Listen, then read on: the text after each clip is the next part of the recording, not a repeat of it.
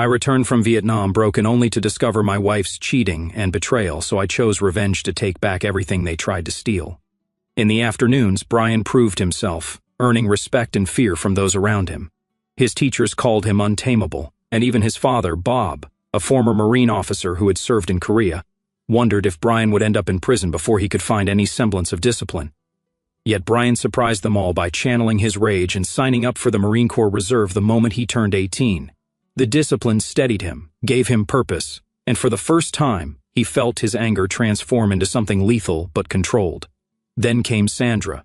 Brian met her in high school, and his parents approved. She was smart, ambitious, and poised to become a paralegal. She exuded confidence, always excelling in academics. 3 years after graduation, they married.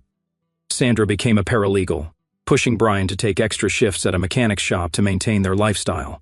With her legal career and his Marine Reserve pay, they built a stable life, but tensions simmered beneath the surface. She insisted Brian do better than the Marine Reserves. She boasted at her law firm that she was going to marry up in the world, that her brawny Marine was going to make them rich, or at least comfortable. Her remarks about real men stung, making Brian feel small.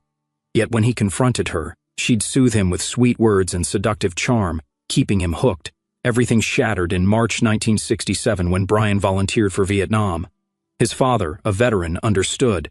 Sandra raged, furious at his decision. That night she let him have it. "You're going to leave me here in this dull neighborhood while you run off to show off in Indochina?" She spat, her voice dripping with disdain. "Do you have any idea what that'll do to our finances if you come home in a box or in pieces?" They were in their small living room when she said it. Brian stared at her from the worn-out sofa, his arms folded. He was bigger than ever now, muscular from relentless physical training, and yet she was the one who towered over him in that moment. "I made a commitment," he growled, "a commitment to the Marine Corps. I can't just stand by. It's my duty." Sandra's lips curled into a sneer. "Duty to whom? To yourself? To your father's precious Marine legacy? You didn't think about me. You never do. Well, fine, go get shot up if that's what you want. Just don't expect me to put my life on hold for you." He bristled. "Sandra, you don't get to talk to me like that. I've never once cheated, never once complained about the hours I put in to pay for this house. Don't you dare say I'm not thinking about us." She stepped closer, eyes narrowing. "Oh, is that so? Then why hasn't our life improved in 3 years, Brian? We barely got that tiny house, and your pay as a reservist plus the shop job isn't exactly piling up wealth. I'm the one who keeps this house afloat. Me, with my paralegal job, my negotiating skills, my unstoppable drive." Brian glared at her. "So it's all about money now, is it?" She laughed, cold as ice. "It's about progress. I refuse to end up a poor nobody riding your coattails to nowhere." Brian, heart hammering, told her the date he'd leave. She wept that night, yes, but the next morning, her tears turned to frosty air again. As he packed his duffel bag, she snapped, "You'd better not come back in a wheelchair. I have no interest in pushing you around." His anger flared. "Sandra, have some humanity." "Humanity?" she scoffed. "Look who's lecturing me about humanity, going off to a war half the country hates. Don't be surprised if I find someone new while you're over there playing hero." He nearly roared in fury but bit his tongue. They parted on a sour note, though the night before he left, she grabbed him possessively. "This is mine," she said venomously. "Don't you dare let some Vietnamese woman near it. No one but you," he promised, though the bitterness in his voice was clear. The tension between them soared. Their final intimacy was more like a battle than an act of love. Shortly before he shipped out, Brian updated his will, unsettled by the thought that Sandra might get everything if he died, yet not wanting to leave her destitute either. He arranged an allotment for the mortgage and utilities, ensuring she wouldn't have an excuse to whine about bills while he was gone. Then he left for Vietnam, bearing a new tattoo across his chest, "Death before dishonor." Vietnam was worse than Brian imagined. Blistering heat, relentless mosquitoes, and the stench of fear mixed with gunpowder. As a mechanic and fire team leader, he faced constant tests. At first, active-duty Marines dismissed him as a reservist, but his fierce determination in combat earned their respect. They called him Pitbull for his clenched jaw intensity in battle. While others sought escape in bars and brothels, Brian remained loyal to Sandra, despite her sharp tongue. His buddies teased him, especially Harker, who joked, "Bet someone's sleeping with your wife back home." The thought haunted him. He wrote to Sandra faithfully, but her replies dwindled from bi-weekly to every 6 weeks. His parents sent more letters than she did. The photos she sent, her in a tight swimsuit at the beach, made him wonder who was behind the camera. Doubt gnawed at him. Christmas passed with no card from Sandra, only a note from his parents. He shoved the bitterness down. Focus or you die. Then came January 1968 near Da Nang. Rumors of a Tet Lunar New Year assault proved true. The Viet Cong swarmed and the ground trembled from the dead. Brian's squad was pinned. Harker and 3 others fell in the first wave, screaming. Brian fired back. A bullet tore through his leg, another gashed his cheek to the bone, and shrapnel nearly severed his ear. Yet he refused to fall, rallying his team until reinforcements arrived just in time to hold the line. When medevac choppers finally touched down, Brian was nearly delirious with pain and blood loss. While being lifted away, he stared at the bodies of Harker and the others. Their sight tormented him as the chopper soared. He wondered if it wouldn't have been better to die there than face the unknown at home. He woke in a military hospital in San Francisco. Doctors told him they'd saved his leg, though it would never be the same. A bandage covered his ear, leaving a twisted stub. The bullet that grazed his cheek required extensive stitches. He was stable, they said, but would face months of therapy. He wasn't alone for long. His parents appeared, tears in their eyes, but Sandra was conspicuously absent. Bob, his father, tried to lighten the mood.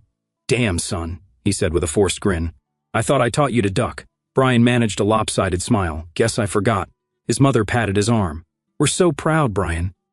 "We're sorry you got hurt, but we're grateful you're alive." Brian's gaze flicked to the hallway, expecting Sandra any moment. She didn't come. "Where is she?" he asked, his voice harder than he intended. His parents exchanged dark looks. Bob exhaled slowly. "Brian, we don't know. Well, she hasn't been around. She hasn't answered phone calls, and we only saw her once a couple of months ago, saying goodbye to some guy in a Corvette." Brian felt a chill. "A blue Corvette?" Bob nodded. "Yes. Junior partner from her firm, I believe. I saw Sandra at the door in a bathrobe. She waved to him and didn't say much to me. Since then, I've been checking on the house. It's a mess. Notices about unpaid bills, rotting food, mold, the works." Brian's face, half bandaged, burned with anger. "Son of a..." "Careful," his mother cut in. "You need your strength to recover." But Bob pressed on. "We also found out she's draining your accounts. The bank statements show large withdrawals, cash. I covered some utilities so they wouldn't shut off the power. I'm sorry, son." Brian closed his eyes, rage coiling inside. He remembered Harker's warnings. "Jody's probably at your house right now," Harker had joked, but it wasn't a joke. A storm brewed in Brian's mind, threatening to swallow him. He wasted no time contacting a Navy legal officer. Papers for power of attorney were drawn up, giving Bob and Brian's mother the ability to freeze the accounts, remove Sandra's name, and salvage what they could. His father offered to hire a private investigator, George Williams, a retired policeman. Brian agreed. "Do it," he said. "I want the truth, all of it." The next day, Bob called with grim news. "Sandra's been taking nearly all your pay. She's living God knows where with that Swagman fellow." Brian hissed. "Swagman?" "Yeah, that's the bastard's name," Bob continued. "She also left the house in shambles, the bed, stained and disgusting. I think she's using it with him." "Burn it," Brian said coldly. "Burn every sheet. I don't want a trace of her filth on anything I own." His mother tried to comfort him. "We'll fix this, Brian." But all he could see was red. The only thing that kept him steady was the memory of his fallen comrades, whose ghosts visited him nightly in feverish dreams, accusing him of surviving while they perished. 2 weeks passed. The hospital pinned a Purple Heart on Brian, and a Marine officer nominated him for a Silver Star for his valor near Da Nang. But pride eluded him. His mind was consumed with Sandra's betrayal. Nightmares haunted his sleep. Cleared for discharge, doctors warned it could take a year before he walked normally. They gave him a cane and sent him off with forced well wishes. Lieutenant Colonel Arvin Johnson held a brief ceremony, pinning the Silver Star to Brian's uniform, calling him uncompromisingly brave. His parents wept with pride. Brian felt nothing. He was returning to a wrecked life. At the airport, protesters jeered, but his parents ignored them. Back home, Brian limped into a house reeking of garbage. A year ago, it had symbolized a future with Sandra. Now, it was a tomb of broken promises. His mother had tried to clean, but the damage was done. Trash everywhere, dishes rotting, stale perfume mixing with decay. Sandra had taken most of her belongings, leaving only a few forgotten dresses. The wedding album lay on the table, photos ripped out. In the bathroom trash, he found their wedding rings. Rage surged, blinding him. He wanted to destroy something, anything. Instead, he forced himself to breathe. Then his eyes landed on his Bowie knife from Vietnam, its scabbard marked Mark Crave, march or die. It had never left his duffel, as if it belonged to him. That night, he slept in the guest room, having tossed the tainted mattress. By morning, he called George, his father's friend, and a lawyer, Mike M.C. Gregor. It was time to end this.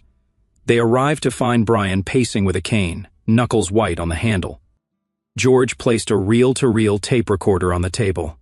"I've been following Sandra and that slime Eric Swagman for weeks," he said. "Wait until you hear this." When the tape started, background noise from a steakhouse hummed beneath the conversation. "So, Sandra, have you thought about my proposal?" came Swagman's smug voice. "I'm not sure I can do that to Brian," Sandra replied, a hint of hesitation. "Yes, I cheated and now I'm pregnant, but telling Brian to raise it while I still sleep with you? That's too much." "Don't be naive," Swagman sneered. "He's a gullible idiot who worships you. We can threaten him with divorce, alimony, child support. He's just a Marine grunt, no big deal. Besides, if he won't sign on, we can fix it another way." "What do you mean?" Sandra asked. "Houses catch fire," Swagman said softly. "Brakes fail. People get mugged. Could be an accident, you know." Sandra's voice quivered. "You'd end him?" "Keep your voice down, babe," he growled.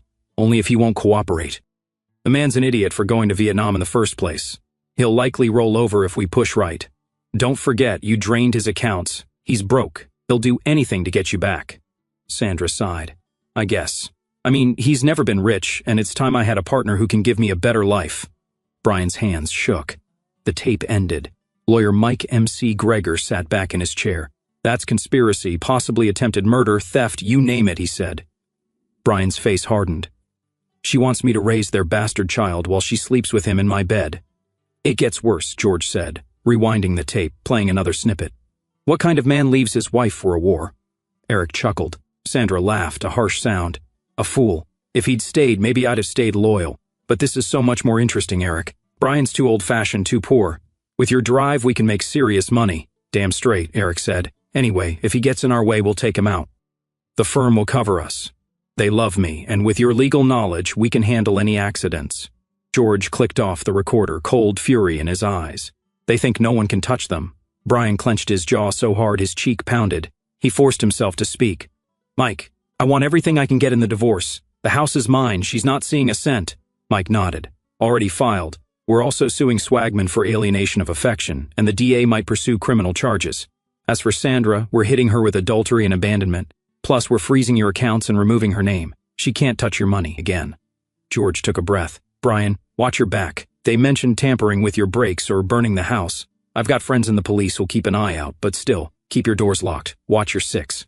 Brian stared at the Bowie knife on the table. "Believe me, I'm not letting them take me by surprise." Later that day, Brian's phone rang. Sandra's voice clawed him through the receiver. "Brian, you're back." "Yes," he growled. "Surprise." She tried to adopt a tender tone. "I was waiting for you to call. I wanted to explain." "Cut the crap," he snapped. "I know about Swagman, the pregnancy, the money you stole. I know you plan to blackmail me into raising his kid." "I'm sorry," she whispered, then her voice sharpened. "Wait, who told you that?" "I heard it from the horse's mouth, or the donkey's in this case," he said icily. "I've got it on tape, Sandra, you and Eric discussing ending me." She drew in a sharp breath. You can't prove a thing in court, it was just talk. Look, let's be reasonable, we can work this out. You think I'm going to work out sharing you with him?" Brian barked. "Are you insane? You used to love me," she purred, "and I loved you, but you went off to that stupid war. What was I supposed to do? Wait like a lonely housewife? My life isn't a 1950s postcard, Brian. I have needs." He laughed bitterly, a sound tinged with real hatred. "Needs that include draining my accounts? Needs that include hooking up with a weasel who's plotting to kill me?" Her arrogance crackled through the phone. "Don't pretend you're innocent. You're a killer too, Brian. Don't Marines kill people? Don't try to play the saint." Brian's knuckles whitened around the receiver. "I fought for my country. You screwed me over for greed." She paused, then spat. "You're not man enough to understand. Eric is powerful, wealthy, something you'll never be. He's everything you failed to become." Before Brian could unleash a torrent of curses, Eric's voice interrupted, shouting, "Hang up on him, Sandra. He's worthless." Brian smiled grimly. "You both better lawyer up and watch your backs, because I'm coming for everything you have." Eric laughed. "You can try, soldier boy. I'll bury you alive, you hear me? You're finished." The line clicked. Brian stood there, breath ragged. Eventually, Amelia's presence in his life would shift everything. But at that moment, all he could see was revenge. That evening, Brian, seething, limped to his old pickup truck, ignoring the pain in his leg. He decided to drive to a bar called The Watering Hole, a place he used to frequent. Yet the neighborhood had deteriorated, dark alleys, suspicious silhouettes, neon lights flickering ominously outside. He parked and made his way in. The stench of cigarette smoke, spilled beer, and stale sweat assaulted him. The old faces he once recognized were gone, replaced by rough sorts wearing gang colors. He sat at the bar, quietly sipping a beer, his anger hammering away inside his skull. He tried to drown it with alcohol. Suddenly, he heard a muffled scream from outside. Heart pounding, he rushed into a side alley, cane forgotten. There, 5 or 6 men circled a young woman, some brandishing knives. She was pinned against a grimy wall, tears streaking her face. "Help!" she gasped.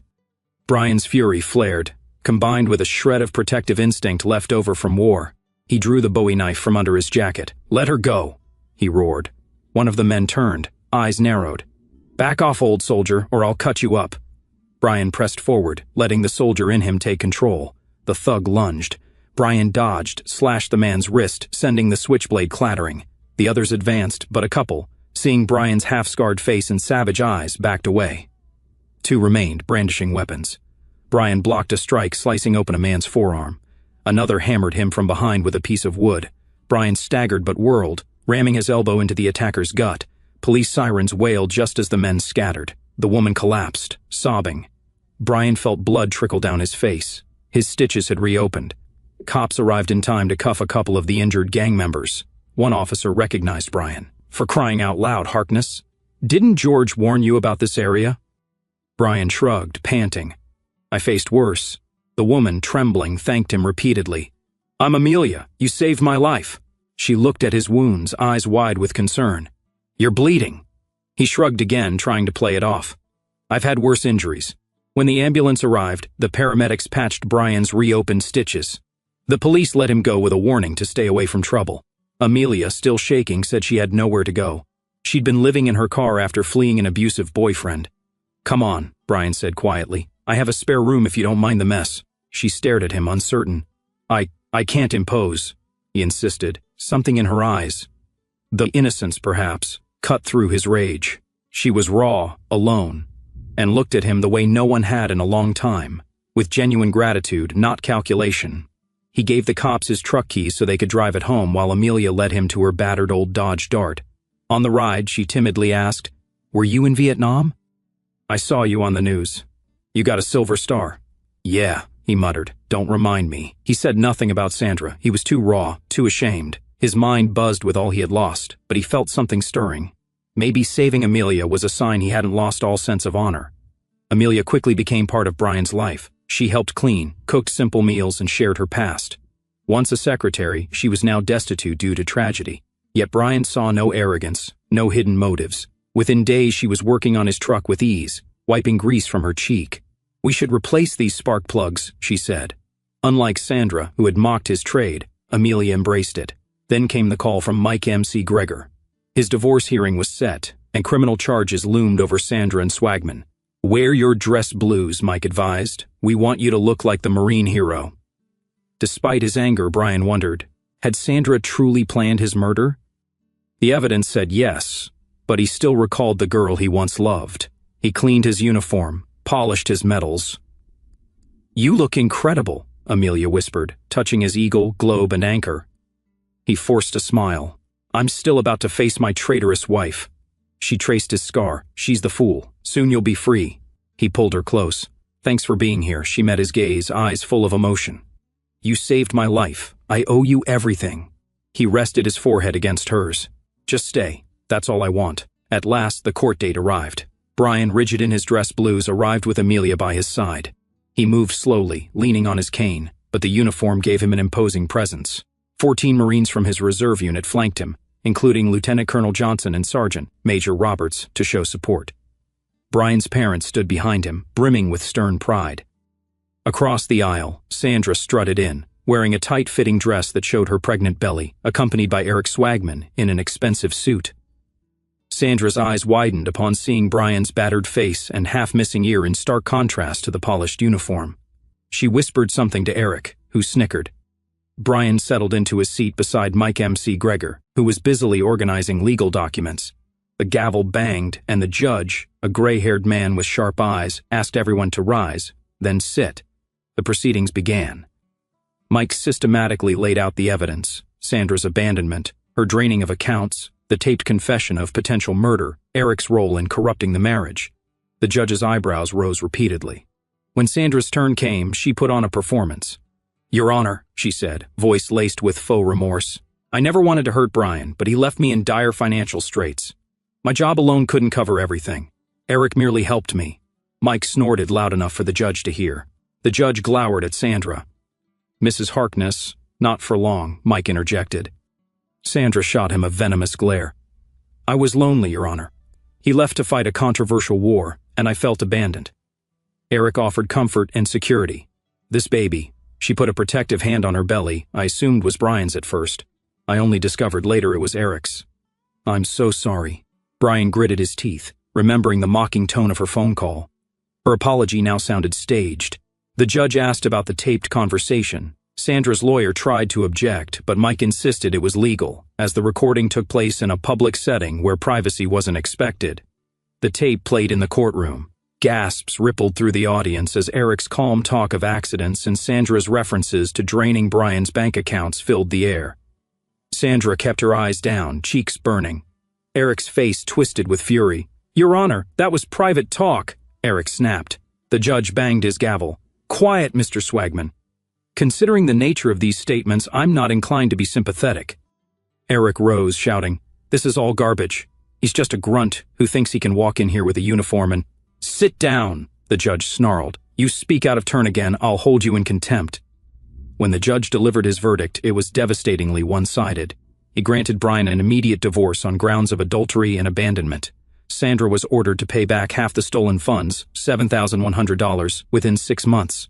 She'd keep only her personal possessions, no alimony, no support from Brian. The judge also mentioned that the district attorney's office would likely pursue charges against both Sandra and Eric for conspiracy, though that was separate from the family court matter. Finally, Eric stood, face contorted. He lunged at Brian, sending a chair scraping. "You bastard, I'll break you." But 2 bailiffs tackled him to the ground, handcuffing him. Sandra stood back, horror in her eyes.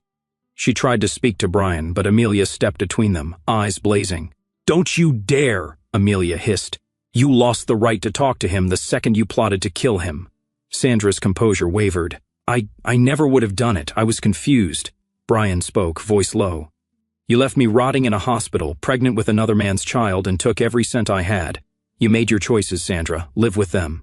In the weeks that followed, the scandal spread. Eric lost his position at the law firm, was disbarred after an investigation revealed multiple ethical violations, and faced a civil lawsuit from Brian's side. Sandra kept her paralegal job, barely, due to her advanced pregnancy and a pity extension from the firm's senior partner. But rumors whispered that she might be cut loose after the baby. The baby, heartbreakingly, never made it. Sandra miscarried under the stress and learned she wouldn't be able to conceive again. Yet Brian's thirst for revenge had only grown. The recorded conversations confirmed Eric's talk of murder, even if the DA didn't have enough to lock him up. Brian refused to let him get away scot-free. Dark thoughts plagued him at night. Sometimes he dreamt of sneaking up behind Eric with the Bowie knife, hearing his pleas, or setting up a little accident with the man's fancy Corvette. The old Brian would have hesitated, but the new, twisted version, the one shaped by war and betrayal, toyed with the idea. Mike M.C. Gregor and George Williams both cautioned him. "Let the law handle it," they said. But Brian's father, Bob, privately confided, "I don't blame you if you handle things your way, just be careful." Amelia sensed the roiling hatred in Brian. She tried to soothe him. "Don't let this anger take you over," she whispered one evening, arms draped around his neck as he sat in a recliner. "You've been through war, betrayal, everything. Take solace in what we have here." Brian exhaled. "I'm trying." But a few days later, Eric got jumped outside a bar by masked men. He was beaten savagely, leaving him with lasting injuries and a sign pinned to his jacket reading "Cheater." When Brian heard the news, a cold satisfaction flickered in his eyes. He told Amelia, "I was here the entire night with you, wasn't I?" She looked at him, heart pounding, uncertain. Eric spent weeks recovering, flinching at shadows, his money drained from fighting lawsuits and paying hush money. He tried to appeal the disbarment, lost, and eventually got tangled in legal fees that swallowed most of his assets. Rumor had it he was living in a shabby motel. Then a few weeks later, he was found hanged in a storage unit. The cops ruled it a self-ending. Several insisted there was no sign of foul play. Others whispered that the angle of the rope looked suspicious, but the matter soon went cold. When the news reached Brian, he stood silent for a moment, then scoffed. Good riddance. He felt a strange emptiness, as if a chapter had ended but left no triumph, only more ghosts. Sandra's collapse was more prolonged.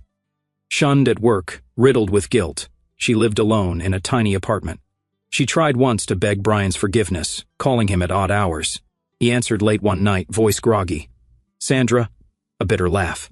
You still remember my name, I see. He tensed. What do you want? She was drunk, slurring. I lost everything, Brian. The baby, my job prospects. Eric's gone. They tell me at the firm I might be let go soon. I just wanted to say sorry. His jaw tightened. A little late for that. You always were so dramatic. She sneered, then the venom in her voice faded. I did love you once, Brian, didn't I? He said nothing, tears burning his eyes. Then Amelia walked into the room, wearing one of his old t-shirts, and pressed a hand to his shoulder. He hung up without a word. The phone rang again, but they ignored it. Shortly afterward, Sandra died in a sudden car accident. Police suspected she fell asleep at the wheel. Brian found himself numb at her funeral. He attended with Amelia and his parents out of a sense of final respect for the past. In the coffin, Sandra looked small, the arrogance gone from her pale features. Brian thought he might feel some sense of triumph, but all he felt was emptiness. Brian's life finally found stability. The lawsuits ended, granting him significant damages. Wilkins welcomed him back at the shop, doubled his pay, and later, in 1980, left Brian the entire business. Amelia kept her promise, becoming a permanent part of his life. A month after his divorce, he proposed. She accepted, eyes shining. Their wedding was a proud Marine affair, complete with a sword ceremony. Over time, his nightmares of Vietnam and Sandra faded. He stayed in the reserves, rising to Master Gunnery Sergeant before retiring in 1992. He and Amelia had 2 sons who grew up working in the shop, which flourished under Brian's leadership. Yet, on quiet nights, ghosts lingered. Sitting on his porch with whiskey in hand, he stared at his Bowie knife. Memories flashing, Da Nang, the alley beating, Sandra's betrayal, Eric's threats. He had won, but not without blood. Amelia would wrap her arms around him, whispering, I love you. You're safe. Brian would nod, turning the knife in his hands. Yeah, he'd murmur, I am. By 2008, Brian and Amelia decided to retire from the shop, passing it on to their sons. Their life found a serene new normal. One day, as they strolled past a tattoo parlor, Brian paused, eyeing a large sketch in the window, an intricate rose design. Thinking about getting more ink? Amelia teased. You already have that death before dishonor on your chest. He gazed at her a moment, then stepped inside. She followed, confused. What are you doing? She asked. He removed his shirt, revealing scars, a battered ear, the old USMC ink. I want your name over my heart, he said. I want the world to know you're the woman who saved me from self-destruction, who gave me hope when everything else was betrayal. Tears welled in her eyes. Brian, you don't have to. Shh, he murmured. I want this. The tattoo artist, a young woman covered in colorful ink, glanced at Brian's scars and paused. You sure about the pain, Grandpa? She joked. That's a tender spot. He nodded firmly. Pain's nothing new. As the needle buzzed, Brian gritted his teeth, memories flashing, gunfire in the jungle, Sandra's betrayal, Eric's threats, Amelia's quiet strength. He endured the sting, a reminder of how far he'd come and how much he'd lost in his pursuit of revenge. He had survived war and heartbreak, only to be saved by a woman who saw his worth when he couldn't. An hour later, the artist wiped away the blood, revealing Amelia's name in bold script. Brian's eyes burned as he traced the ink. Amelia's own tears mirrored his. This was more than a tattoo. It was a vow, a love he never thought possible after Sandra. Leaving the shop, he felt the weight of his past, but also a quiet release. He had fought with fists, bullets, and vengeance. Now, at last, he could rest with the woman who had shown him that, even after the worst betrayals, love could still break through.